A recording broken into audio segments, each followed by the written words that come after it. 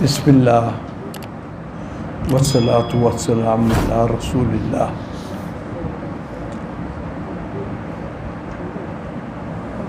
حدیث نمبر 58 اور اس کے بعد والی انشاءاللہ موقع ملا تو ذکر کریں گے۔ صفحہ نمبر 109 ہے۔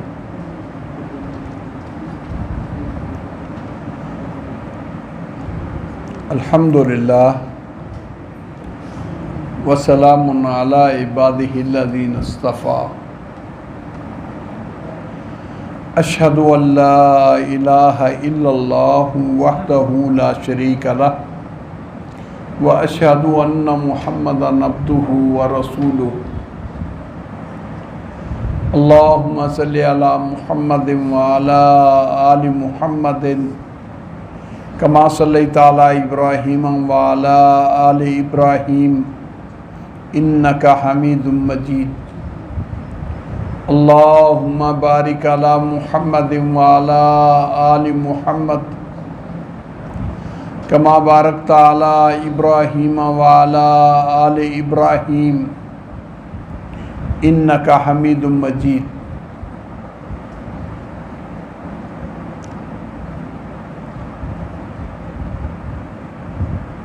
عن ابن عباس رضی اللہ عنہما ان رسول اللہ صلی اللہ علیہ وسلم بعث بکتابہ رجلا وامرہ ان یدفعہ الی عظیم البحرین فدفعہ عظیم البحرین الی کسریٰ فلما قرأہ مزقہ قال فدعا علیہم رسول اللہ صلی اللہ علیہ وسلم ان یمزقوا کل ممزق۔ یہ قصہ ہے، یہ حدیث ہے آپ صلی اللہ علیہ وسلم کے ایک نامہ مبارک کے بارے میں، اور مسئلہ اس سے یہ اخذ کیا جا رہا ہے کہ دیکھو، عالم پر کتاب پڑھی جاتی ہے، عالم اس کی تصدیق کر دے تو وہ استادی شاگردی کا طریقہ معتبر ہے۔ اگر موثوق آدمی کے ہاتھ، سکھا آدمی کے ہاتھ کچھ لکھ کر بھیج دے تو وہ بھی اسی طرح قابل ضمانت ہے۔ علم حاصل کرنے کی راہیں، استاد خود لفظ سنا دے، شاگرد سن کے یاد کر لے، شاگرد خود لفظ سنا دے، استاد تائید کر دے، کسی سکھا آدمی کے ہاتھ استاد لکھ کر بھیج دے، استادی شاگردی ثابت ہو گئی، آپس میں ربط ثابت ہو گیا کہ یہ حدیث کی سند اس طرح جڑی ہوئی ہے۔ اس طرح اللہ کے نبی صلی اللہ علیہ وسلم کی حدیث کی اللہ نے حفاظت کروائی کہ اس کے طریقہ کار، حدیث کو سیکھنا پڑھنا، اس کے طریقہ کار بھی محفوظ کیے، اور اللہ کے نبی کے طریقے میں سے، آپ کی سنت میں سے جو حدیث میں قصہ بیان ہوا تھا، وہی طریقے محدثین نے اپنے درمیان آگے علم کو پھیلانے کے لیے رکھے ہیں۔ ہوتا ہے نا آج کل نئے سے نیا طریقہ آ جاتا ہے، کچھ چلو بھائی کسی طرح بات ہو جائے، لیکن محدثین نے، اللہ ان کو جزائے خیر دے، انہوں نے حتی الامکان کوشش کی ہے کہ جو طریقہ پڑھنے پڑھانے کا، حدیث پڑھنے پڑھانے کا ہم اختیار کریں،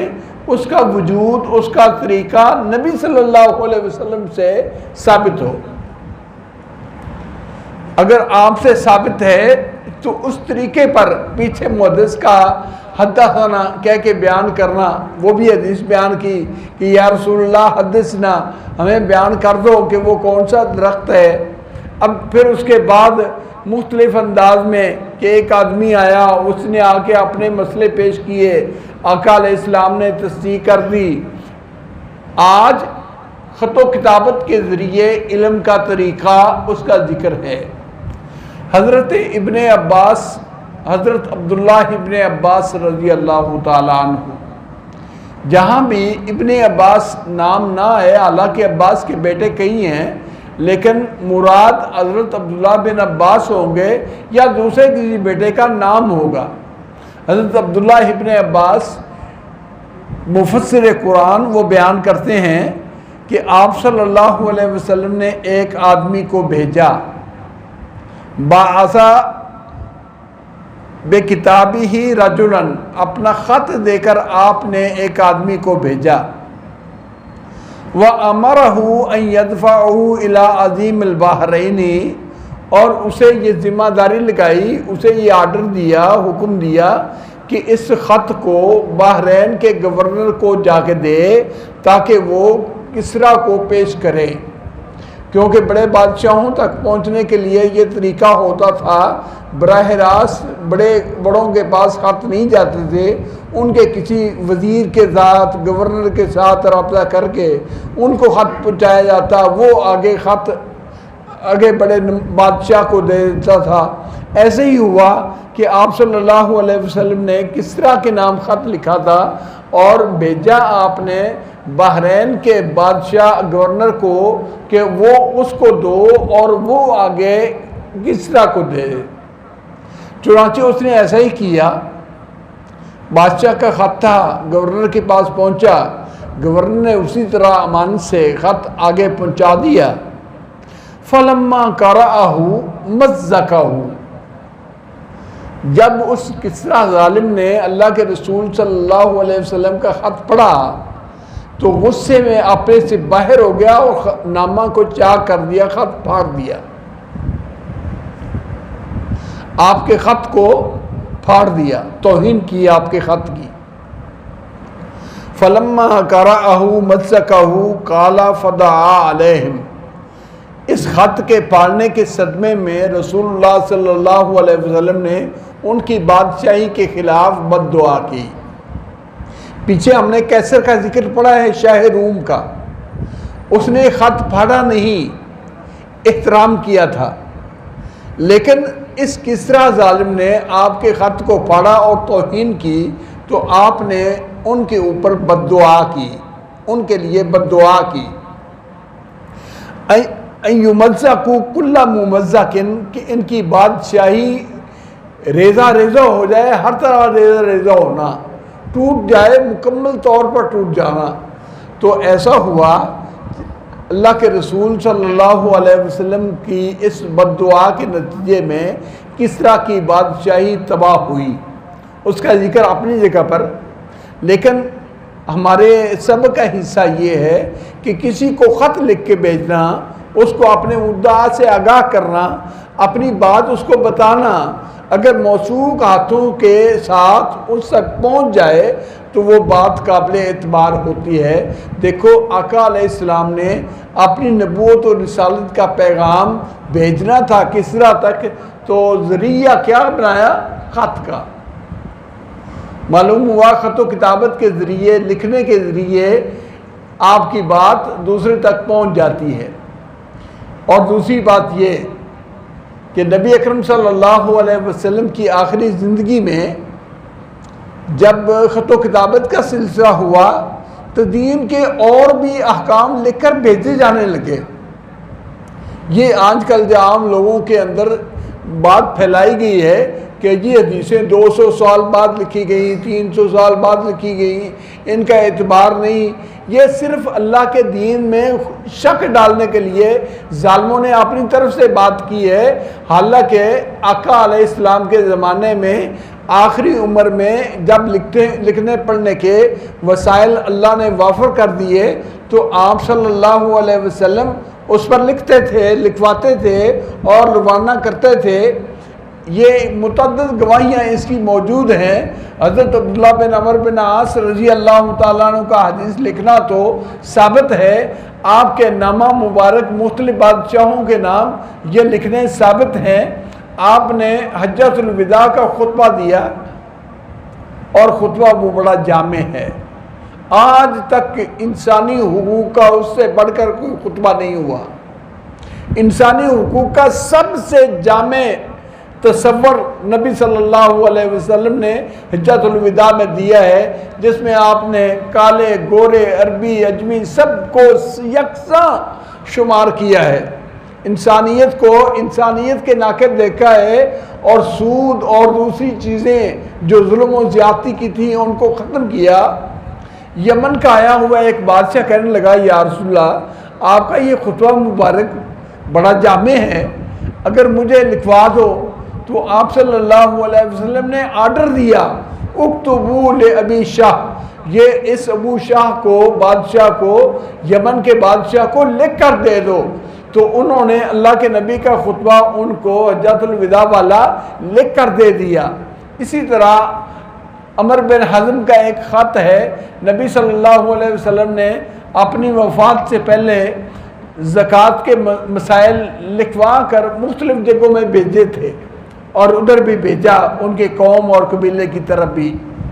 اور وہ خط ان کے پاس موجود اور اس کا تذکرہ مسلسل کتابوں کے اندر موجود۔ تو یہ شک ڈالنا کہ شاید یہ حدیث کا سلسلہ تو بعد میں قائم ہوا ہے، پہلے نہیں تھی، نہیں، اللہ کے نبی صلی اللہ علیہ وسلم کی حدیث لکھی بھی تھی،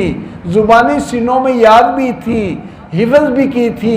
عمل کی صورت میں موجود تھی۔ تو اسی طرح یہ خط بھی آپ کا لکھ کر کسریٰ کے پاس جب گیا تو کسریٰ نے آپ کے خط کی توہین کی، آپ کی بد دعا لگی، تو ایسا ہوا بیٹے کے ہاتھوں باپ قتل ہوا، بیٹے نے باپ کو قتل کیا بادشاہت لینے کے لیے، اور پھر بیٹے کے قتل کے منصوبے ایسے لگتا ہے جیسے جب باپ نے بھاپ لیا کہ بیٹا مجھے قتل کرنے لگا ہے تو اس نے اس کے قتل کے منصوبے بنائے،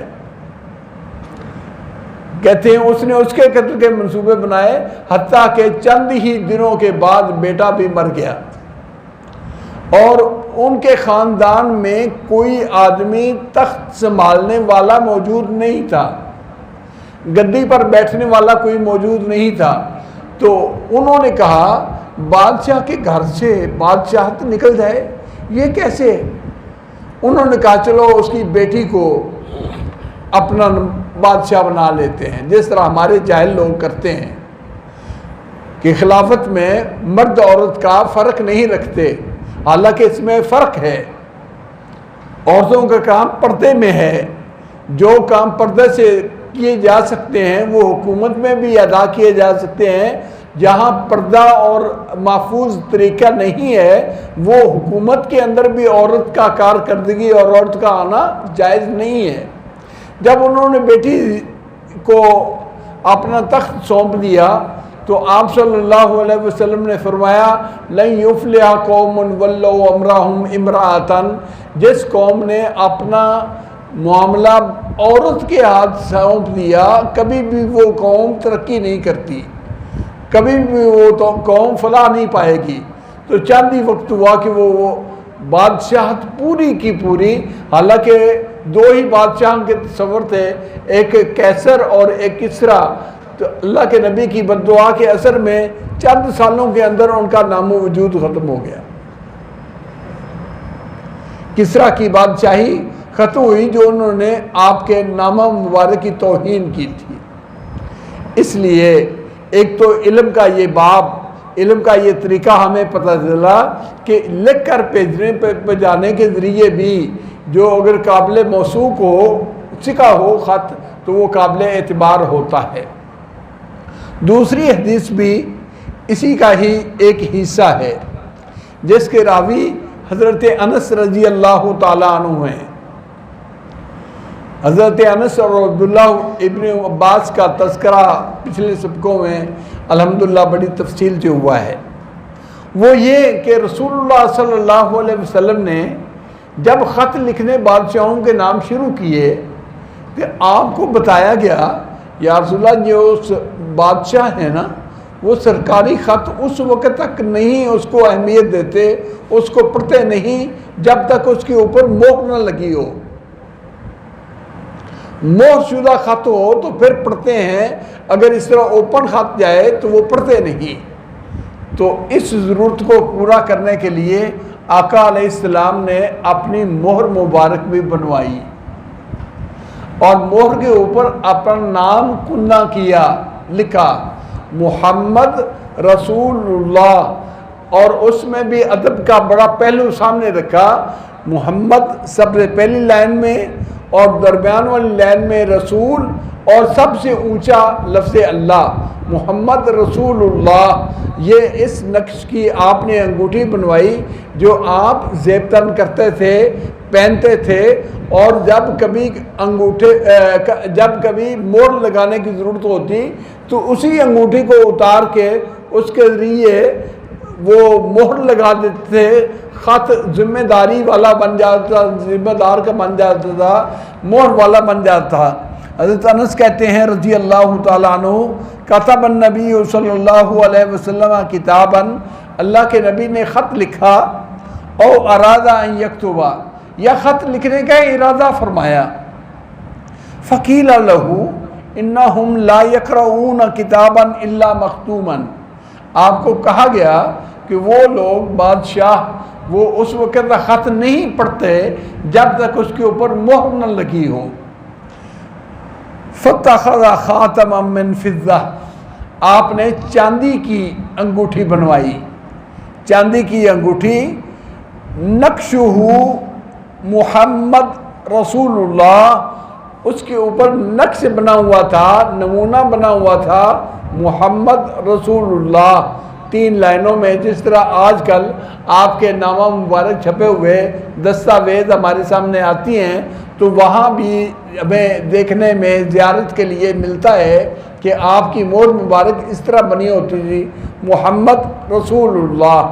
اللہ کا نام سب سے اوپر، رسول کا نام درمیان میں، اور اپنا نام تواضع کے ساتھ، عاجزی کے ساتھ سب سے نیچے۔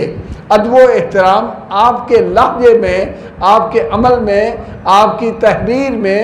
آپ کے عمل کے اور پہلوؤں کے، زندگی کے پہلوؤں میں، یعنی ادب و احترام کا پہلو یہ نمایاں تھا کہ اللہ سبحانہ و تعالی سب سے بڑے ہیں، سب سے اعلیٰ ہیں، ان کو اونچا رکھا جائے، اور آپ حتی الامکان تواضع اور عاجزی والی اختیار کرتے۔ کأنی انظر الی بیاضہ فی یدہ، حضرت انس فرماتے ہیں سفید رنگ کی چاندی تھی، آپ نے پہنی تھی،